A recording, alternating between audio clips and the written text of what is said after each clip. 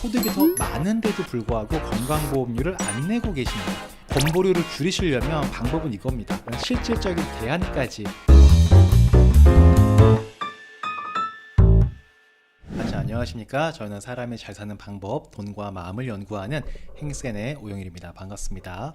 자, 제가 오늘 드릴 말씀은 지역가입자분들 건강보험료 때문에 스트레스가 많이 있으시잖아요. 그분들께 도움이 될 수 있는 방법을 준비를 했고요. 실제로 제가 상담을 하면서 건강보험료를 줄일 수 있는 부분을 말씀을 드리다 보면 고객분들께서 깜짝깜짝 놀라세요.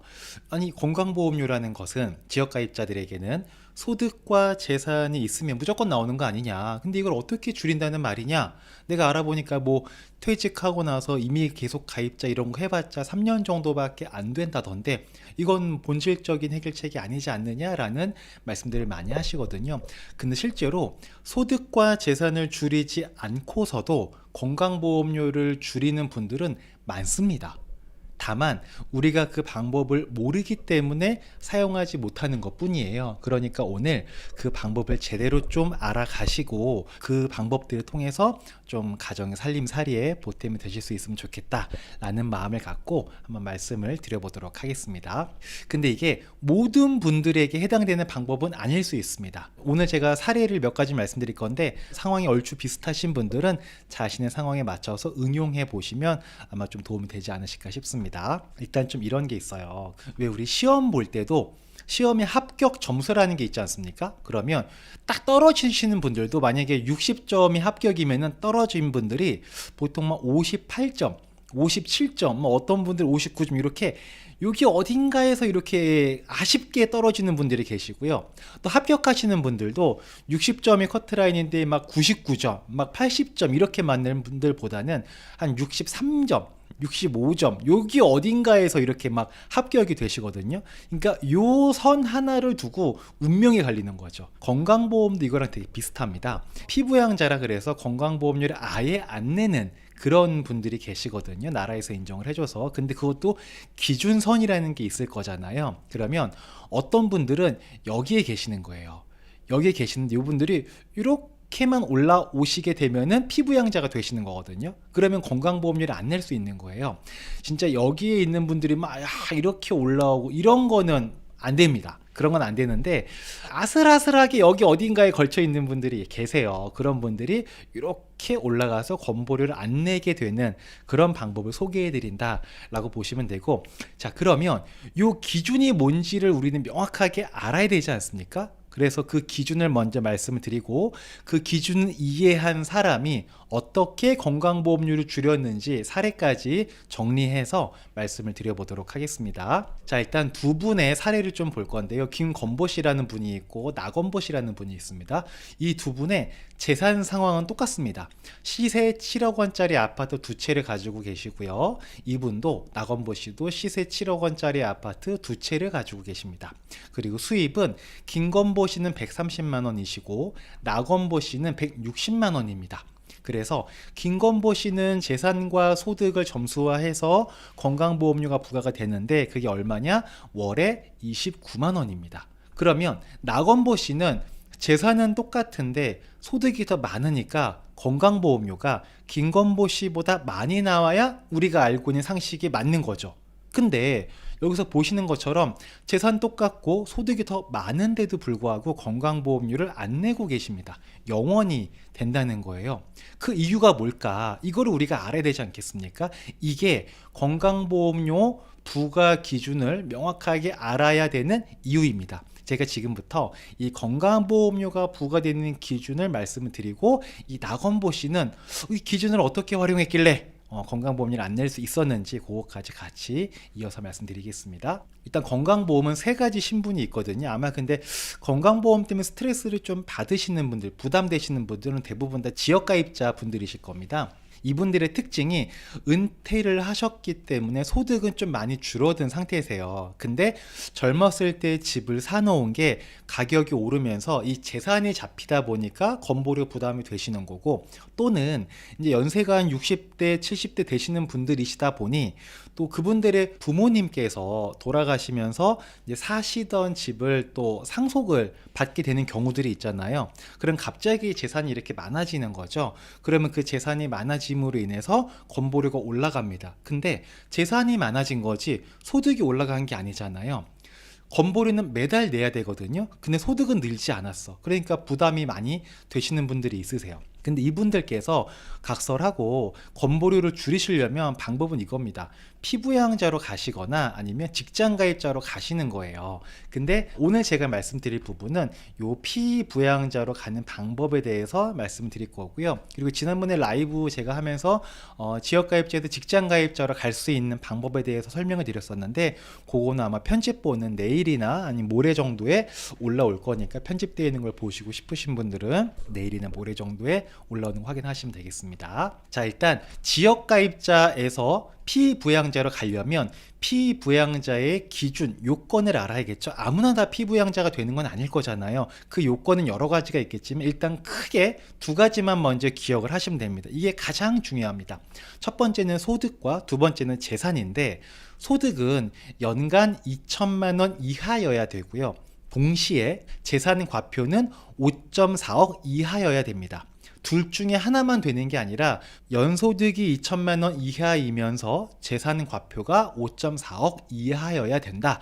이게 가장 중요한 포인트입니다. 자, 그러면 우리가 지금부터 알아볼 건 뭐냐면, 여기에 연소득이라고 되어 있는데 연소득에는 어떤 게 포함되는지 그걸 우리가 알아야겠죠. 예를 들어 뭐 근로소득이 포함되는지 아니면 뭐 연금소득이 포함되는지, 연금이 된다면 공적연금과 사적연금이 있는데 이게 어떻게 포함되는지 등등등 여러 가지 소득이 있는데, 그 소득들을 어떻게 합산해서 연소득으로 보는 것인지 그 소득의 기준을 알아야 될 것이고, 두 번째는 이 재산을 기준으로 하는 것도 뭔지 알아야겠죠. 예를 들어서 뭐 자동차는 재산으로 보는지, 뭐 집과 땅, 상가 이런 것들은 어떻게 보는지, 이런 걸 우리가 좀 알아야 되지 않습니까? 그런 기준들을 지금부터 차근차근 좀 말씀드려 볼 건데, 먼저 피부양자 인정 소득 요건에 대해서 말씀드려 볼게요. 요거는 우리가 이제 이자 소득이라는 게 있고 배당 소득이라는 게 있죠. 요 두 가지를 합쳐서 우리는 금융 소득이라고도 얘기를 합니다. 그래서 이자 소득, 배당 소득, 연금 소득,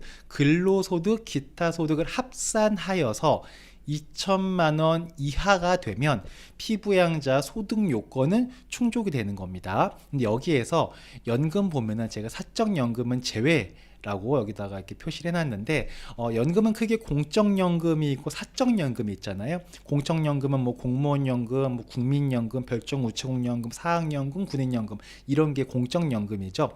얘네들은 피부양자 소득 요건을 따질 때 다 반영이 됩니다. 근데 사적연금 있죠. 우리가 연금저축이나 뭐 IRP, 퇴직연금으로 받은 거, 이런 것들은 분명히 우리는 소득이 있지만 요거는 피부양자를 판단할 때는 소득으로 보지를 않습니다. 네, 그래서 여기서 말하는 연금은 공적연금을 이야기하는 거다라고 보시면 됩니다. 자, 그 다음에 사업소득은 있으면 안 됩니다. 얼만큼 있으면 안 되냐? 1원도 있으면 안 됩니다. 네, 사업자 등록을 했고 그 사업자 등록으로 인해서 신고된 소득이 단 1원이라도 있으면 피부양자 인정 요건에 부합이 되지 않습니다. 사업자 등록증이 있고 사업소득이 있다는 얘기는 경제활동을 좀 활발하게 하고 있다라고 보는 거죠. 요거는 이제 제 생각으로는 좀 뭔가 조정이 필요하지 않을까. 사업 등록을 해놓고 소득이 연간 뭐 500만 원도 안 되시는 분들 되게 많이 있으시거든요. 그런 분들은 좀 피부양자에 인정을 해주면 좋겠는데 라는 생각이 들면서도, 또 그렇게 너무 많은 분들이 또 피부양자로 되다 보면 또 건강보험 재정 악화라는 또 문제가 있다 보니까 아마 이런 기준을 만들어 놓고 유지하고 있는 게 아닌가라는 생각이 됩니다. 그래서 우리 이럴 때 있어요. 자식들이 개인 신용상의 어떤 아쉬움이나 문제가 있어서 부모님의 명의로 사업자 등록을 하는 경우들이 있거든요. 그럴 때 이런 거 잘 따지셔야 됩니다. 원래는 부모님 입장에서는 피부양자이셔가지고 건보료를 안 낼 수 있으셨는데 자녀가 사업자 등록을 함으로 인해서 또 피부양자 자격을 박탈당하는 그런 일이 있을 수 있거든요. 물론 이제 자식이 뭔가 문제를 해결하고 미래를 준비하기 위해서 사업자 등록이 필요한 거라면 부모 입장에서 또 그걸 나몰라라 할 수는 없죠. 근데 무조건 하지 말자, 무조건 나 몰라라 해라 이런 말씀을 드리는 건 아니고 이런 변경되는 조건들은 있으니 알고는 하자라는 말씀입니다. 그리고 사업소득이 있으신 분들 중에서 사업자 등록을 안 하고 사업소득이 발생되는 분들이 계십니다. 대표적으로 보험 설계사 분들이나 뭐 학원에서 강의하시는 분들, 이런 프리랜서 분들이시죠. 뭐 아나운서 분들도 마찬가지고요. 이런 분들은 연간 사업소득이 500만 원 이하여야 됩니다. 물론 저거는 실제 내 통장에 꽂히는 소득이 500만 원이라는 건 아니고 경비를 인정하고 남은 소득이 500만 원이다 라는 겁니다.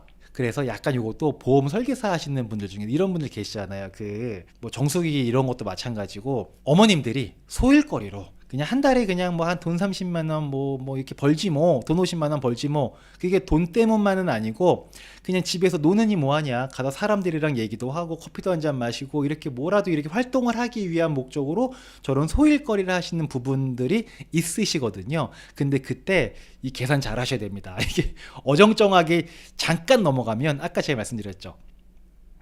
여기 어딘가에 살짝 이게 못 넘어가가지고 그것 때문에 또 보험이 되면 좀 낭패를 볼 수도 있으시거든요. 그러니까 만약에 소일거리로 약간 이렇게 프리랜서 활동을 하시는 어머님들이 계시다면 요거 알고는 있으셔야 된다라는 거고요. 그 다음에 우리 임대소득도 말이 많은데 임대소득은 단 1원이라도 있으면 요것도 마찬가지로 피부양자 자격을 인정받을 수가 없습니다. 사업소득이랑 마찬가지예요. 근데 이런 분들 계시죠. 나 월세 30만 원 받는데 이것 때문에 피부양자 안 되겠네 라는 분들이 계세요. 이런 분이 되게 많습니다. 어떤 분들이냐면 부모님이 시골 사시다가 돌아가셔서 그 부모님이 살던 주택을 상속받으신 거예요. 근데 거기에 내가 들어가 살기도 뭐하고 또 처분하기도 뭐해. 그렇다고 집을 비워두자니 집이 또 망가질 테니까 그냥 월세 한 2, 30만 원 받고 뭐 하지 뭐 이런 경우들이 있거든요. 근데 그거 받는 것 때문에 피부 양자가 안 된다? 그러면 되게 또 억울할 수가 있거든요. 그래서 이 월세 같은 경우에는 이 30만 원을 받는다고 해서 무조건 다 피부 양자가 안 되는 건 아닙니다. 이 임대소득으로 월 30만 원인 경우는 연간으로 치면 360만 원이잖아요. 근데 이게 내 통장에 들어오는 건 360만 원이지만 건강보험에서 소득으로 보는 거는 0원으로 봅니다. 소득이 없다는 걸로 보는 거예요. 이게 무슨 말이냐? 계산 산식이 이렇게 돼요. 건강보험에서 임대소득이라는 것은 내가 실제로 받는 월세에서 필요 경비 50%를 공제를 해줍니다. 그리고 나서 추가로 200만 원을 또 빼줘요. 그러고 나서 만들어진 게 임대소득이거든요. 근데 아까 전처럼 연간 360만 원의 임대소득이 있다. 그러면 거기에서 필요경비 50%를 인정을 해주면 180만 원은 빠지고 180만 원만 남게 되지 않겠습니까? 거기에서 또 200만 원을 공제를 해주죠. 그러면 사실상 0원이 되는 겁니다. 그래서 임대소득으로 월에 한 20만 원, 30만 원 정도 받으시는 분들은 피부양자 소득 여건 따지는 거에서는 크게 문제될 건 없다라고 보시면 됩니다. 그래서 우리 임대사업 보면은 임대사업 등록하시는 분들도 계시고 또 등록하지 않으신 분들도 계시거든요.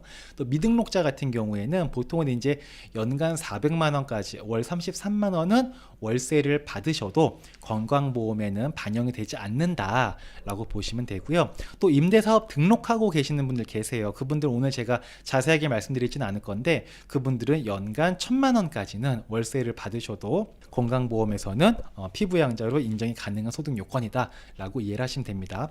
제가 지금 말씀드린 요거 있죠. 임대사업 미등록자 분들의 연간 400만 원까지는 임대소득이 있어도 피부양자가 된다는 요 포인트, 요거 포인트입니다. 요거 발표하셔야 됩니다. 2주택자 분들이 요거 모르셔가지고 건강보험료 내시는 분 되게 많으시거든요. 요거 왜 그런지 제가 뒤에서 한 번 더 말씀드리도록 하겠습니다. 자, 그리고 두 번째는 이제 피부양자 재산 요건 말씀드릴 건데요. 재산 요건은 재산 과표가 주택 기준으로 봤을 때 5.4억 이하여야 됩니다. 네. 근데 이런 분들 계시죠. 우리 집 시세가 6억 원인데 그러면 우리 집은 피부양자, 나는 피부양자 안 되겠네 라고 생각하시는 분들이 더러 계실 텐데 그렇진 않습니다. 건강보험에서 재산과표를 산정하는 건 당연히 시세는 아니겠죠. 재산과표는 공시가격에다가 공정가액 시장 비율 60%를 계산을 한 게 건강보험에서는 재산과표로 산정을 하게 됩니다. 실제로 지금 한 6억 정도 되는 경기도의 한 아파트의 공시가를 제가 보니까 3억 2,600만 원 정도가 되거든요. 일단 이렇게만 돼도 당연히 재산과표에서는 피부양자 인정 요건에 충족이 되는 거죠. 근데 여기에다가 60%를 더 곱해주게 되는 겁니다. 그러면 어떻게 되냐면 금액으로는 1억 9,500인 거죠. 그러니까 6억짜리 집이지만 건강보험에서 재산과표로 보는 건 1억 9,500만 원이다 라고 보시면 됩니다.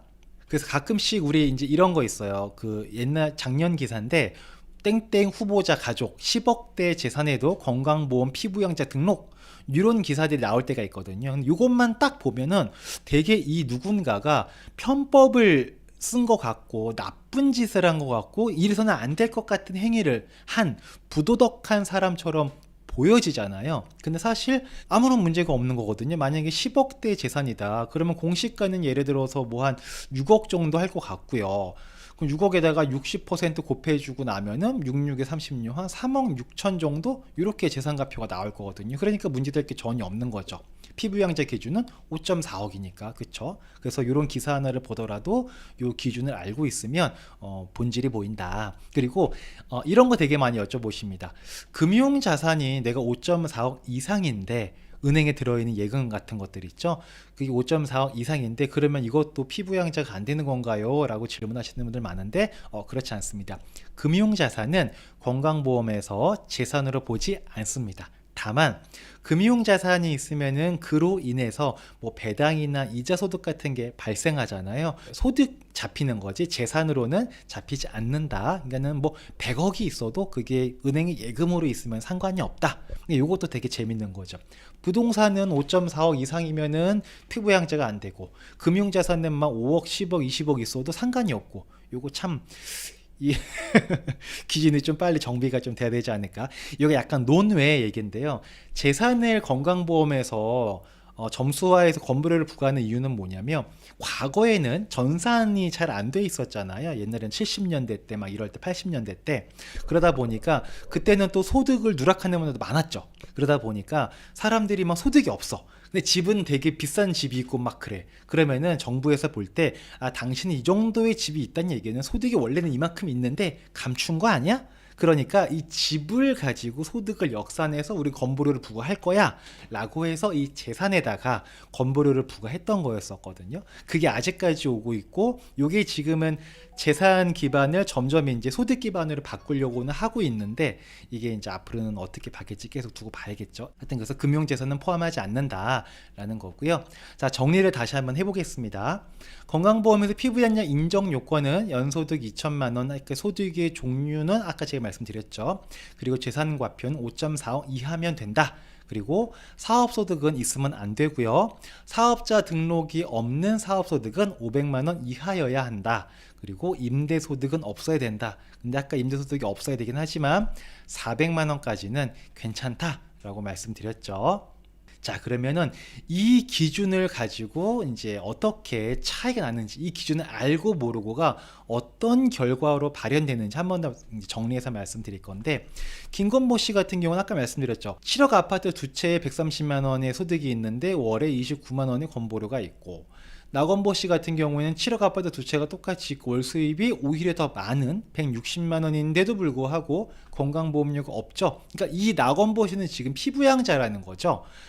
왜 그런가 보면은 김건보님 같은 경우에는 아까 전에 제가 말씀드렸던 피부양자 기준을 제대로 이해하고 있지 못했던 것이고, 나건보 씨 같은 경우에는 피부양자 기준을 제대로 이해를 하고 자신의 삶에 맞춰서 응용해 나가신 거죠. 실제로 어떻게 응용해 나가셨는지 그 사례를 좀 보도록 하겠습니다. 일단 김건보 씨입니다.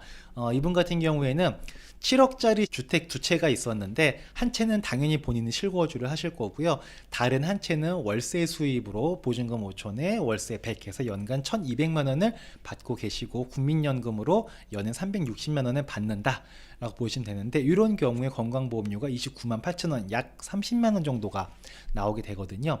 근데 이분 같은 경우에는 보면요, 수입이 360만 원 그리고 1,200만 원이에요. 이거 두 개 합치면은 1,560만 원이지 않습니까? 그러면 이분은 재산과 소득은 피부양자 인정이 되는 영역에 들어가시는 거예요. 7억짜리 집이 두 채가 있다 손 치더라도 이게 시세가 14억인 거지, 이거를 이제 재산가표 기준에 따져서 이제 공시가에다가 공정가의 시장비를 곱해주게 되면은 한 5억 정도 할 거거든요. 그러니까 이분 같은 경우에는 재산도 소득도 다 피부양자가 되시는 분입니다. 근데 왜 안 된 거예요? 왜 안 됐을까요? 이분은 월세 수입이 있기 때문에 안 되신 거죠. 아까 제가 월세 수입은 임대사업 등록을 하지 않는 분 같은 경우에는 연간 400만 원까지는 임대소득이 없는 것으로 본다라고 말씀드렸지 않습니까? 근데 이분은 이미 연간 1,200만 원이니까 어쩔 수가 없습니다. 그래서 이분은 고스란히 건강보험료를 부과받을 수밖에 없는 상황인 거죠. 그래서 130만 원의 월 소득이 있으신데 건보료 29만 원 내고 나니까 실소득은 101만 원 정도가 되는 이런 상황이 되시는 겁니다. 이번에는 낙원보시입니다. 낙원보시는 건보료를 안 냈잖아요. 어떻게 안 낼 수 있었을까를 보면 이분도 똑같이 집이 두 채가 있으신데 한 채는 본인께서 실거주를 하시는 거고요. 다른 한 채는 이분은 월세를 준 게 아니고 반전세를 주셨습니다. 반전세. 왜 그랬을까요? 월세 소득을 400만 원 미만으로 맞추기 위함이었던 거죠. 400만 원 이하로 맞추게 되면은 건강보험에서는 임대소득이 없는 걸로 보지 않습니까? 그쵸? 근데 우리가 건보료를 내지 않겠다는 목적으로 월세를 줄여버리게 되면 사람이 생활을 할 수가 없잖아요. 우리는 건보료를 줄이는 것만이 최종 목적이 아니라 우리 주머니가 좀 넉넉하게 만드는 것, 그래야 반찬도 좀 편하게 사 먹고 가끔 영화도 한 편 보고 여행 갈 때 조금 보탬도 좀 되고, 이런 것 때문에 이걸 하는 거잖아요. 그래서 소득을 줄이는 건 안 되거든요. 근데 이분은 어떻게 했냐면 월세는 줄였지만 보증금을 더 많이 받을 거지 않습니까? 반전세를 하기 때문에. 그럼 2억 원 중에서 1억 5천만 원을 GPL 채권이라는 거에 투자를 하셔서 연간 1,200만 원의 이자 소득을 만들어내신 거예요. 그러니까 이분 같은 경우에는 360만 원의 임대소득이 있고요. 연간 이자 소득이 1,200만 원이 있으시고, 그리고 국민연금에 360만 원이 있으신 거죠. 이거 다 더하면 얼마인가요? 지금 다 더하면 1,920만 원입니다. 그러면 어떻게 될까요? 재산도 과표 안에 들어오는 거죠.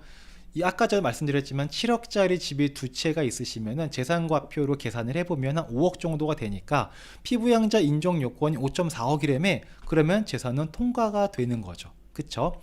그리고 소득 요건은 아까 얼마라 그랬습니까? 2천만 원 미만이어야 되고 임대소득이 400만 원보다 아래여야 된다고 말씀드렸잖아요. 근데 이분 임대소득 지금 360이니까 400만 원보다 아래이신 거고, 임대소득과 이자소득과 국민연금 다 합쳤더니 이 소득이 1,920만 원이죠. 그러면은 피부양자 인정 요건에서 소득은 2천만 원이라고 했으니까 1,920만 원 부합이 되는 거죠. 그래서 이분은 피부양자로 인정이 되실 수가 있었던 겁니다. 여기에서 그 이자 소득은 이 사례에서는 GPL 채권이라는 걸 가지고 이자 소득을 만드신 건데, 이거는 GPL 채권이 아니라 뭐 어떤 걸로 해도 상관없습니다. 중요한 건 뭐냐면 임대 소득이 아니라 이자 소득으로 만들었다. 이게 중요한 포인트입니다. 다시 한 번 더, 임대소득이 아니라 이자소득으로 만들었다. 이게 포인트인 겁니다. 이해되시죠? 그래서 이분 같은 경우에는 낙원보 씨는 월세와 연금과 이자를 합쳤더니 매월 160만 원 정도가 되는데, 그 중에서 건보료는 피부양자이기 때문에 아예 내는 게 없다. 그래서 실소득이 160만 원이 되시는 거죠. 이해되시죠? 그러니까 낙원보 씨가 잘한 건 뭐냐면은 이 임대소득을 400만 원으로 맞추기 위해서 반전세를 놓으신 거죠. 그리고 보증금 받은 걸로 다른 곳에 투자를 하셔서 이자 소득을 받고 그걸로 생활을 하시는 거예요. 그러다 보니까 소득은 더 많아지게 되신 거죠. 그래서 정리를 한번 해보자면은 김건보 씨와 나건보 씨는 분명히 같은 재정 상황이었습니다. 그렇죠? 같은 재정 상황이에요. 근데 다른 결과가 만들어졌죠. 그 이유는 뭐냐면 갖고 있는 재화를 가지고 소득 구조를 어떻게 설계했느냐에 따라서 그 결과가 달라진다는 거죠. 김건보 씨는 임대소득으로만 소득 활동을 하게 되셨고요.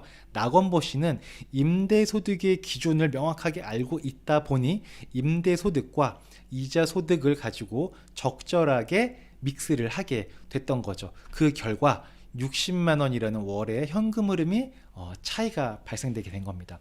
이 60만 원이 정말 작다면 작고 크다면 큰 돈인데 뭐 1000만 원이랑 1060만 원 이거는 사실 그렇게 인생의 희비를 나눌 정도의 큰 금액은 아닐 수 있거든요. 근데 100만 원과 160 이건 엄청난 차이입니다. 네, 진짜 밥상의 반찬이 바뀔 수 있는 거고요. 손주들이 왔을 때 용돈을 주는 수준, 장난감 사준 수준이 달라지는 거고요. 훨씬 더 생활이 윤택해지는 윤활유 역할을 하기에 부족함이 없는 거죠. 그러니까 이 김건보 씨 같은 경우에는 만약에 지금 하려면 뭘 해야 되느냐, 다음번에 월세 계약을 할 때는 똑같이 월세를 1200만 원 계약하는 걸로 하지 말고 월 100만 원으로 5천을 100짜리로 계약할 게 아니라 다음에는 반전세로 가셔야죠. 네, 반전세로 가셔서 임대소득가 400만 원 미만으로 이하로 만드는 게 김건보 씨에게는 미션인 거죠. 나건보 씨는 그걸 이미 알고 있었기 때문에 이미 한 것뿐인 거고 김건보 씨도 못하는 게 아닙니다. 김건보 씨는 그동안은 몰라서 못하셨던 거기 때문에 이제는 알았잖아요. 이제는 하시면 되는 겁니다. 네, 어렵지 않습니다. 그리고 이런 건강보험과 관련된 정부의 이런 진행하는 제도들은 계속 바뀝니다. 원래는 제가 지금은 2천만 원 소득 이하여야 되고 5.4억 이하여야 된다 재산이, 그 말씀 드렸는데 이게 불과 얼마 5년 전만 하더라도요, 2018년도만 하더라도요, 보십시오. 금융소득, 공적연금, 근로소득 세 종류 중 하나가 합산이 아니고 이 중에 하나가 4천만 원 초과할 때는 피부양자가 안 된다 였었어요. 근데 지금은 2018년도 이후부터는 이게 3,400으로 준 거거든요. 그리고 하나가 아니고 모든 소득을 합산해서 3,400. 완전 다른 거죠. 이때만 하더라도 5년 전만 하더라도 소득 중 하나가 4천만 원을 넘기지 않으면 피부양자가 되는 거였어요. 근데 2018년 7월 달부터는 소득을 합산해서 3,400이 넘어가면 안 되는 거죠. 지금은 어떻습니까? 이 2천만 원으로 내려온 거예요. 그러니까 이게 점점 아마 계속 내려오게 될 거예요. 여러분들 다 아시다시피 건강보험 재정이 그렇게 넉넉하지가 않지 않습니까? 그래서 그것 때문에 참 말도 많고 탈도 많은데, 아무튼 건강보험이란 것도 우리 국민한테 너무나 소중한 거기 때문에 고갈되게 할 수가 없어서 계속 이렇게 점점 많이 내는 쪽으로 갈 수밖에 없을 거거든요. 그리고 재산 같은 경우도 2018년 6월까지 이때까지만 하더라도 9억 초과만 안 되면 피부양자가 됐었거든요. 근데 이제 5억 4천으로 내려온 것이고, 원래는 이게 작년 7월 달에 3억 6천으로 변경되는 안이 나왔었어요. 근데 그때 여기서 이렇게 이것마저 변경하게 되면 갑자기 피부양자로 탁 튕겨져 나오는 사람이 너무 많다. 그런 반발도 크고 너무 많은 사람들이 힘들어질 수 있으니까 이거는 일단 보류하자라고 해서 지금 소득 2천만 원, 재산 5.4억이 유지가 되고 있는 상태이다. 그 얘기는 뭐냐면 아마 다음번에 건보가 개편될 때는 거의 이게 기정사실이다 라고도 볼 수가 있는 거죠. 그러니까 이렇게 제도가, 우리는 그냥 가만히 우리의 삶을 살고 있지만 제도는 우리의 의지와 상관없이 계속 바뀌게 됩니다. 그래서 우리는 이런 제도들이 바뀌는 것을 면밀하게 추적해서 대응해 나가는 지혜가 필요한데, 사실 우리 일반인 분들 입장에서 이게 직업과 연관되어 있지 않는 분들께서는 이런 것들을 추적하는 것도 어려울 것이고, 추적하고 나서 실질적인 대안을 만드는 것도 쉬운 일은 아니지 않습니까? 그래서 누군가 이런 걸 대신 해주면 좋은 거잖아요. 그래서 이런 걸 하는 게 저희 행센이 하는 역할인 거죠. 저희 행센은 그냥 제도가 이렇게 바뀌었다고 합니다 라고 이렇게 정보만 딱 전달해 드리는 그런 걸 하는 곳이 아니고 제도가 이렇게 바뀌었으니 이런 제도에서는 이렇게 하시면 도움이 되십니다라는 실질적인 대안까지 제시해 드리는 게 저희 행센이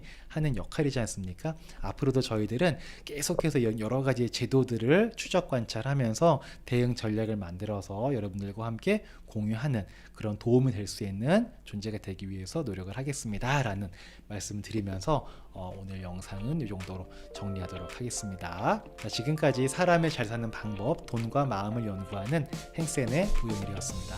들어주셔서 감사하고요. 다음에 또 뵙겠습니다. 들어가겠습니다. 안녕.